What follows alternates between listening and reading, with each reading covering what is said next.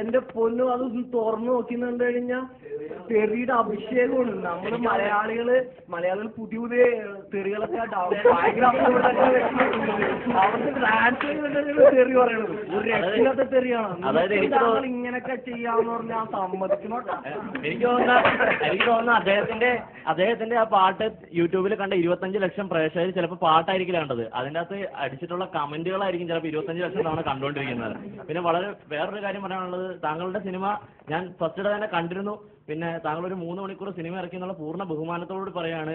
ആ സിനിമ തീർച്ചയായിട്ടും ഞങ്ങളെപ്പോലുള്ള യുവജനങ്ങൾക്ക് 3 മണിക്കൂർ അസഭ്യം പറയാനുള്ള ഒരു ലൈസൻസ് ആയിട്ടാണ് ഞങ്ങൾ കാണുന്നത്.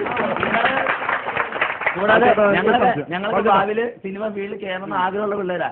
എങ്ങനെ ഒരു സിനിമ എടുത്തുകൂടാ, എങ്ങനെ ഒരു സിനിമ വന്നുകൂടാ എന്നുള്ളത് നല്ലൊരു ഉദാഹരണം. ഒരുപാട് പേരുടെ പ്രതീക്ഷയാണ്, ഒരുപാട് സ്വപ്നമാണ്, ഒരുപാട് കഷ്ടപ്പാടാണ് സിനിമ ഉണ്ടാകുന്നത്. പക്ഷെ ഇങ്ങനെയുള്ള വ്യക്തികൾക്ക് ഇത് ആരാണ് അനുവാദം കൊടുക്കുന്നത് ഇങ്ങനെ സിനിമ പിടിക്കാനായിട്ട്? അതേ ചോദ്യം പക്ഷേ മലയാളത്തിലെ മറ്റ് പല സിനിമകളോടും പ്രേക്ഷകർക്ക് ചോദിക്കാനുണ്ട്. നിങ്ങളെ കൂടെ ഇരിക്കുന്ന ഒരാളുണ്ട്, 18 വർഷമായി ഞാൻ ഇതിൽ ഒരു പൊങ്ങച്ച പറയണ്ടേ, 18 വർഷമായി ഞാൻ ഫീൽഡുണ്ട്, എനിക്ക് സിനിമ എന്താണെന്ന് അറിയാമെന്ന്. ഈ ചെയ്ത മനുഷ്യന്റെ സിനിമ പൊട്ടി നാറിയതാണ്. ഇത്രയൊക്കെ വിവരമുള്ള ആളുകളുടെ സിനിമ എന്തുകൊണ്ട് പരാജയപ്പെടുന്നു? എത്ര പൈസയുടെ നഷ്ടം ഉണ്ടായി ആ നിർമ്മാതാവിന്? നിങ്ങൾ പറയുന്നുണ്ടല്ലോ നിങ്ങൾക്ക് നല്ല സിനിമ അറിയാതെ, എങ്കിൽ നീ കാണിക്കേ. വെറുതെ നാക്കൊണ്ട് ഗോമിട്ട വെച്ചുകൊണ്ട് കാര്യമില്ല. സന്തോഷ് പണ്ഡിറ്റ് പ്രൂവ് ചെയ്ത് കഴിഞ്ഞു. വെറും 5 ലക്ഷം രൂപയ്ക്ക് 105 പുതിയ താരങ്ങൾ വെച്ച് സൂപ്പർ ഹിറ്റ് ഉണ്ടാക്കാമെന്ന് ഞാൻ തെളിയിച്ച വ്യക്തിയാണ്. എന്റെ മുന്നിൽ ഒന്നുമല്ലാത്ത ഒരാൾ അങ്ങനെ സംസാരിക്കുന്നത്. ഒരു ഇന്ത്യൻ പൗരനാണ്, അയാൾക്ക് ഇതുപോലെയുള്ള ആഭാസ തരത്തിലുള്ള ഡ്രസ്സുകളൊക്കെ ഉപയോഗിക്കാനുള്ള സ്വാതന്ത്ര്യം ഭരണഘടന കൊടുത്തിട്ടുണ്ട്. അയാൾ തുണിയില്ലാതൊന്നുമല്ലല്ലോ നിൽക്കുന്നത്. അപ്പോ അത് അയാളെ സംബന്ധിച്ചിടത്തോളം അയാളുടെ ഏറ്റവും ഇഷ്ടപ്പെട്ട വേഷം അതാണ്. അയാൾ കുളിക്കാൻ പോകുമ്പോഴും അത് തന്നെ ഇടുന്നത്. എനിക്ക് മനസ്സിലാവാത്ത ശ്രീ നിഷാദ്, നിങ്ങൾ എല്ലാവരും പറഞ്ഞുകൊണ്ടിരിക്കുന്നത് സന്തോഷ് പണ്ഡിറ്റ് എന്ന വ്യക്തി, അദ്ദേഹത്തിന്റെ പെരുമാറ്റം, അദ്ദേഹത്തിന്റെ അഭിനയം എന്നൊക്കെയാണ്. നമ്മൾ ചർച്ചയ്ക്കെടുത്തത് ഈ സിനിമ എന്തുകൊണ്ട് നമുക്ക് അവഗണിക്കാൻ പറ്റുന്നില്ല എന്നാണ്. അവഗണിക്കാൻ പറ്റുന്നില്ല എന്ന് വെച്ചാൽ ഒരു ചർച്ചയല്ല പോലും. പ്രേക്ഷകർ തന്നെ പറഞ്ഞു കഴിഞ്ഞാൽ ഇവർ എന്തുകൊണ്ടാണ് സിനിമ കണ്ടതെന്ന് അവർ പറഞ്ഞു കഴിഞ്ഞു. തെറി വിളിക്കാൻ കിട്ടുന്ന ചാൻസ് എന്റെ ഒരു സുഹൃത്തോട് പറഞ്ഞു, ഞങ്ങൾ ഫുൾ ടൈം 3 മണിക്കൂർ തെറി വിളിക്കായിരുന്നു. അതിന് കിട്ടുന്ന ഒരു അവസരം അവന് 50 രൂപ 100 രൂപ കൊടുക്കാണ്ട് കുഴപ്പമില്ല.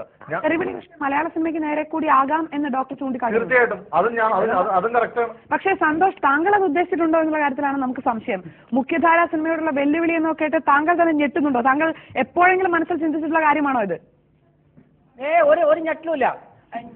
അല്ല, ഞാൻ പറയട്ടെ, ഇവർക്ക് ഒരു കലാകാരൻ എന്നുള്ള വാക്കിന്റെ അർത്ഥം ഇവർക്ക് അറിയില്ല. തിയേറ്ററുകളിൽ സിനിമയാണ് വരുന്നത്, സിനിമ കാണാനാണ് ആളുകൾ വരുന്നത്. കാണാൻ കുറച്ച് ആളുകളെ അങ്ങോട്ട് കൊണ്ടുവരിക. ആദ്യം അവഗണിച്ച തിയേറ്ററുകൾ പോലും ഇപ്പോഴെടുത്തു. ഈ കുറ്റം പറയുന്ന ചില മുഖ്യധാര സിനിമ പ്രവർത്തകർ തന്നെ അദ്ദേഹത്തിന്റെ അടുത്ത് നിന്ന് സിനിമ വിതരണത്തിനെടുക്കാൻ തയ്യാറാണെന്ന് അറിയിച്ചു എന്നുള്ള വാർത്തകൾ ഇപ്പോൾ വന്നുകൊണ്ടിരിക്കുന്നുണ്ട്. എന്തോ ഒന്ന്, അത് നല്ലതാണെങ്കിലും ചീത്തയാണെങ്കിലും എന്തോ ഒന്ന് സംഭവിക്കുന്നുണ്ട്. അത് എന്താണെന്ന് കണ്ടുപിടിക്കേണ്ടതും പറയേണ്ടതും നിങ്ങളാണ്. ഇത്രയും ഹൈപ്പ് ഈ സിനിമയ്ക്കും ഈ ആൾക്കും കൊടുത്തത് മീഡിയയാണ്. തിയേറ്ററിൽ പോയി കണ്ടത് മീഡിയയല്ല. മീഡിയയിൽ അവതരിക്കാൻ പറ്റാത്ത ഒരു സാന്നിധ്യമുണ്ട്. മീഡിയ സപ്പോർട്ട് ഇല്ലാതെ ആർക്കും ഈ വന്ന കാലത്ത് നിൽക്കാൻ പറ്റത്തില്ല. എങ്ങനെയാണ് ഈ കൃഷ്ണന്റെ ആദ്യം ഒരു സിനിമയായതും തിയേറ്ററിലെത്തിയതും പ്രേക്ഷകർക്ക് മുന്നിലെത്തിയതും? എന്നെ ദയവ് ചെയ്ത് ഒരു ചത്തുവായി കണക്കാക്കണ്ട. ഞാൻ ഇതിലൊക്കെ മെമ്പർ ആവാൻ ഞാൻ റെഡിയാണ്. ഇപ്പോൾ തന്നെ ഞാൻ അമ്മയുടെ ഒരു ഭാരവാഹിയുമായിട്ട് സംസാരിച്ചു. അപ്പൊ അവര് പറഞ്ഞു 3 ദിവസം കഴിഞ്ഞാൽ ഞാൻ അതേപോലെ തന്നെ ഞാൻ മറ്റൊരു മെമ്പർ ആവാൻ തയ്യാറാണ്. എന്നെ ഒരു രീതിയിലും എന്നെ ശത്രുവായി കണക്കാക്കുകയും ഞാൻ മെമ്പർ ആവാൻ പോയ കഥകളൊക്കെ മാറ്റിവെച്ച് എന്നെ ഇയാൾ മെമ്പർഷിപ്പ് ഒന്നും ഇല്ലാതെ ഇയാൾ ചെയ്യുന്ന 100 പുതിയ ആളുകൾ വരുന്നു, അതുകൊണ്ട് നമുക്കൊക്കെ പണിയില്ലാതെ വീട്ടിലിരിക്കേണ്ടി വരും, എങ്ങനെയെങ്കിലും നശിപ്പിച്ചോ ഈ ചങ്ങാതിനെ. അയാൾ 5 ലക്ഷം 10 ലക്ഷത്തിന് സിനിമ ചെയ്ത് കഴിഞ്ഞാൽ ഇനി നിർമ്മാതാക്കളൊക്കെ ലോകത്തിൽ ഒരു കാര്യം കൂടി സന്തോഷ് പണ്ഡിറ്റ്, ഈ സിനിമ കണ്ടിട്ട് മലയാള സിനിമയിൽ നിന്ന് ആരെങ്കിലും താങ്കളെ വിളിച്ചിട്ടുണ്ടോ? എത്രയോ നടന്മാരും എത്രയോ സാങ്കേതിക വിദഗ്ധരും എന്നെ വിളിച്ചിട്ടുണ്ട്. വളരെ നല്ല അഭിപ്രായം പറയുകയും ചെയ്തിട്ടുണ്ട്. ഒരു 2 പേരുടെ പേരൊന്ന് വെളിപ്പെടുത്താൻ പ്രയാസമുണ്ടാവോ?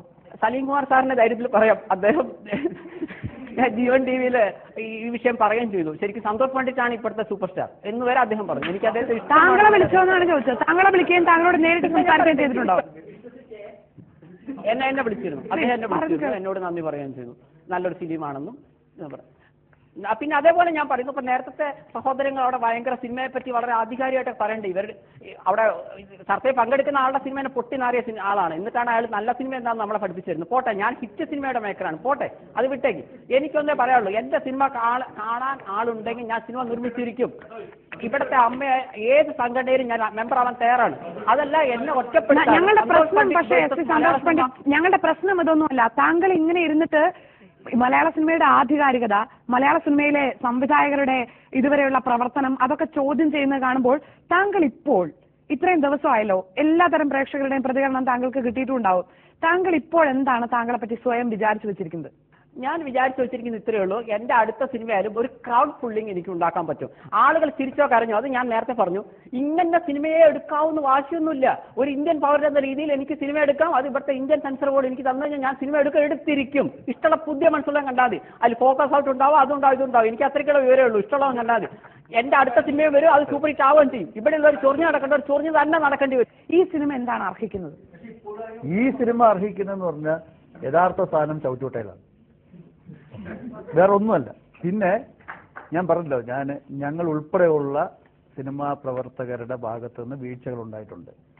ഇത് സ്വാഭാവികമായി വിമർശനത്തോടു കൂടി കേരളത്തിലെ പ്രബുദ്ധരായ യുവജനങ്ങൾ ഈ സിനിമ കണ്ട് തെറി വിളിച്ച് ഞങ്ങൾക്ക് തരുന്ന ഒരു എന്താ പറയാ വാണിംഗ് ആണ്. പ്രേക്ഷകർക്ക് ഇങ്ങനെ ഒരു അവസ്ഥ ഉണ്ടാക്കാതിരിക്കാനുള്ള ബാധ്യത പ്രേക്ഷകർ വിശ്വസിക്കുന്ന ചലച്ചിത്ര പ്രവർത്തകർക്കുണ്ട്. നിങ്ങളത് എങ്ങനെ കൈകാര്യം ചെയ്യുന്നത്? എനിക്ക് പറയാനുള്ള സാധനം, എനിക്ക് ഈ വരുന്ന പിള്ളേരോട് ഇവരോട് എല്ലാവരും പറയാത്ത കാര്യമുള്ളൂ. ഇതുപോലൊരു അവസ്ഥയിലാണ് കന്നഡയിൽ കന്നഡ പടം ഇല്ലാണ്ടായത്, മഹാരാഷ്ട്രയിൽ അവിടുത്തെ മറാഠി ചിത്രങ്ങൾ ഇല്ലാതായത്. കാരണം ഇപ്പൊ തന്നെ നമ്മളെ തമിഴ്നാട് കയറി ഭരിച്ചുകൊണ്ടിരിക്കുകയാണ്. ഇപ്പൊ തന്നെ ദീപാവലിക്ക് ഇവിടെ 3 പടങ്ങൾ. സത്യം എനിക്കൊക്കെ വളരെ വിഷമമാണ്. ഇപ്പൊ എല്ലാം അടക്കി വാഴുന്നത് തിയേറ്ററുകാരാണ്. അവർ മലയാള സിനിമ കളിക്കില്ല എന്ന് പറയുന്നു. നാളെ അവർ പറയാണ് സന്തോഷ് പണ്ഡിറ്റിനെ പോലെ ആൾക്കാരുടെ പടം മാത്രം കളിക്കോളൂ എന്ന് പറഞ്ഞാൽ ഞങ്ങൾ നിസ്സഹായരാണ്. പിന്നെ എന്തൊരു ടെൻഷൻ എന്ന് വെച്ചാൽ ഇപ്പൊ ഒന്ന് കയറി പച്ച പിടിച്ചൊക്കെ വരണുള്ളൂ. അപ്പൊ അതുകൊണ്ട് ആ ഒരു ടെൻഷനും കൂടി ഉണ്ട് എന്ന് കൂട്ടിക്കോ. സ്തുതിയും നിന്ദാസ്തുതിയും തമ്മിൽ വേർതിരിച്ചറിയാൻ പറ്റാത്ത ഒരവസ്ഥ വരിക എന്ന് പറയുന്നതാണ് ഏറ്റവും അപകടകരമായിട്ടുള്ള സ്ഥിതി. സന്തോഷ് പണ്ഡിറ്റ് കുറച്ചത് കാണിക്കുന്നുണ്ട്. പക്ഷെ എനിക്ക് തോന്നുന്നു മലയാള സിനിമയിൽ ഇത് വ്യാപകമായിട്ടുള്ളൊരു രോഗമാണ്. ഇത് ശ്രദ്ധിക്കേണ്ട ഒരു കാര്യമാണ്. ഇപ്പൊ സന്തോഷ് പണ്ഡിറ്റിന്റെ തന്നെ ട്രെയിലർ അല്ലെങ്കിൽ സിനിമാ ഭാഗത്തു നിന്നുള്ളൊരു കോട്ട് വെച്ച് കഴിഞ്ഞാൽ വാല് കൊണ്ട് നാണം മറയ്ക്കാനാവില്ല. പക്ഷെ അതിനോട് ചേർത്ത് തന്നെ നമ്മൾ പറയേണ്ടി വരും, എങ്ങാണ്ടൊരിടത്ത് ആല് മുളച്ചു കഴിഞ്ഞാൽ അത് തണലും ആവില്ല. സ്കൂളിലിരിക്കുക ഒരു പ്രാന്തനങ്ങ് കാണിച്ചു പോയാൽ നമ്മൾ എന്ന് പറയും. അവന്റെ വിചാരം എന്താ? അതിനാണ് ശ്രീ സന്തോഷ് പണ്ഡിറ്റ് മറുപടി പറഞ്ഞത്, അങ്ങനെയാണെങ്കിൽ നിങ്ങൾ അതേ അർഹിക്കുന്നുള്ളൂ എന്ന്.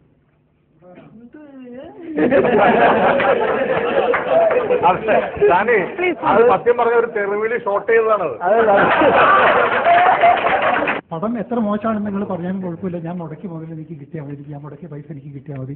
ആ രീതിയിലുള്ളൊരു വളരെ നെഗറ്റീവായിട്ടുള്ളൊരു വളരെ ഈ സോൾട്ട് ആൻഡ് പെപ്പർ, അതുപോലെ തന്നെ ട്രാഫിക്, അതുപോലെ സിനിമകളോട് കൂടിയിട്ട് ഇവിടെ എന്റെ ഒരു കൊച്ചു കഥ അല്ലെങ്കിൽ എന്റെ ആർട്ടിസ്റ്റ്, എനിക്ക് ഇദ്ദേഹം മതി ഹീറോ അല്ലെങ്കിൽ ഇദ്ദേഹം മതി ഹീറോ, ആ പടങ്ങൾ എടുക്കാൻ ചാനലുകൾ മുന്നോട്ട് വരുന്നുണ്ട്. ഇനി സിനിമ മാറും. നേരത്തെ മയിൽവിലാസം എന്ന് പറഞ്ഞ സിനിമയെ പറ്റി പറഞ്ഞു. എന്നെ ഇത്രയേറെ ആകർഷിച്ച ഒരു സിനിമ ഉണ്ടായിട്ടില്ല. യുവാക്കളിൽ 5% കണ്ടിരുന്നെങ്കിൽ ഇന്ന് മലയാള സിനിമയിൽ ഇതുപോലെ കോപ്രായങ്ങൾ ഉണ്ടാകില്ല. ഇതിന് പ്രേക്ഷകർ എന്ന നിലയിൽ എല്ലാവർക്കും ഒരു സോഷ്യൽ കമ്മിറ്റ്മെന്റ് വേണം. നിങ്ങളെ ഞങ്ങളൊരു അപായമണിയായി കണ്ട് മലയാള സിനിമ വേണ്ട തയ്യാറെടുപ്പുകളോട് പ്രതിരോധിക്കണോ, അതോ തീർത്തും അവഗണിച്ച് മാറ്റി നിർത്തണോ?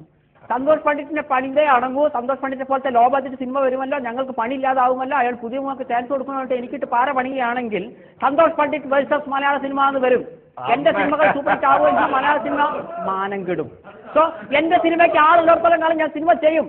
ആ സിനിമ എന്നാണോ ജനങ്ങൾ ഇഗ്നോർ ചെയ്യുന്നത് അന്ന് ഞാൻ പരിപാടി അവസാനിപ്പിക്കും. നിങ്ങൾ പറഞ്ഞല്ലോ ആളുകൾ കളിയാക്കാനാണ് സിനിമ കണ്ടതെന്ന്. എന്തായാലും കുഴപ്പമില്ല. ഒരാൾ ടിക്കറ്റ് എടുക്കുമ്പോൾ എനിക്ക് 50 രൂപ കിട്ടുന്നു, അത് മതി എനിക്ക്. അത് മതി നമുക്ക്. പക്ഷേ അത് പോരല്ലോ. ഈ കൃഷ്ണൻ രാധയും കാണാൻ തിയേറ്ററിലേക്ക് ആളുകൾ ഓടുന്നു എന്നുള്ളത് നേരത്തെ നമ്മൾ പറഞ്ഞതുപോലെ പ്രേക്ഷകരിൽ നിന്നുള്ള അപായ സൂചനയായി വേണമെങ്കിൽ സിനിമാ ലോകത്തിന് കാണാം. അല്ലേ, ഞാൻ നേരത്തെ പറഞ്ഞത് തന്നെയാണ് അതിന്റെ കാര്യം. സന്തോഷം എക്സ്പ്രസ് ചെയ്യുന്നു. ഓഡിയൻസിന് അവരുടെ സെയിം അവകാശം ഓഡിയൻസിനുണ്ട്. അവർ എന്ത് കാണണം എന്ത് കാണണ്ട എന്നുള്ളത് തീരുമാനിക്കാനുള്ളത്. പ്രേക്ഷകർ പറഞ്ഞതിൽ കൂടുതൽ ഒന്നും പങ്കുവെക്കാനോ ചൂണ്ടിക്കാട്ടാനോ ഇല്ല. കാരണം പ്രേക്ഷകർ തന്നെയാണ് സിനിമയിൽ ഈ സിനിമയ്ക്കുള്ള സ്ഥാനം എന്താണ് എന്ന് തീരുമാനിക്കുന്നതും അതിന്റെ യാഥാർത്ഥ്യത്തെ പറയുന്നതും. തിയേറ്ററുകളിൽ കൂവിയാർക്കുന്നവരിൽ നിന്നല്ല ഒരു സിനിമ എന്താണ് എന്ന് മലയാള സിനിമ തിരിച്ചറിയുന്നത്. എന്തു തന്നെയാണെങ്കിലും മലയാള സിനിമയുടെ ഭാഗമല്ല, മലയാള സിനിമ ഇത് കണക്കാക്കുന്നില്ല എന്ന് പറഞ്ഞാലും ചെറുതായെങ്കിലും എവിടെയോ ആത്മവിശ്വാസത്തിന് ഉലച്ചിൽ തട്ടുന്ന ഒരു തട്ട് കൃഷ്ണനും രാധയും നൽകുന്നുണ്ടോ എന്ന ചോദ്യം മാത്രമാണ് ബാക്കിയാവുന്നത്. ചർച്ചയിൽ പങ്കെടുത്ത എല്ലാ അതിഥികൾക്കും നന്ദി. ഇന്നത്തെ നിയന്ത്രണ എവിടെ പോകണമെന്ന്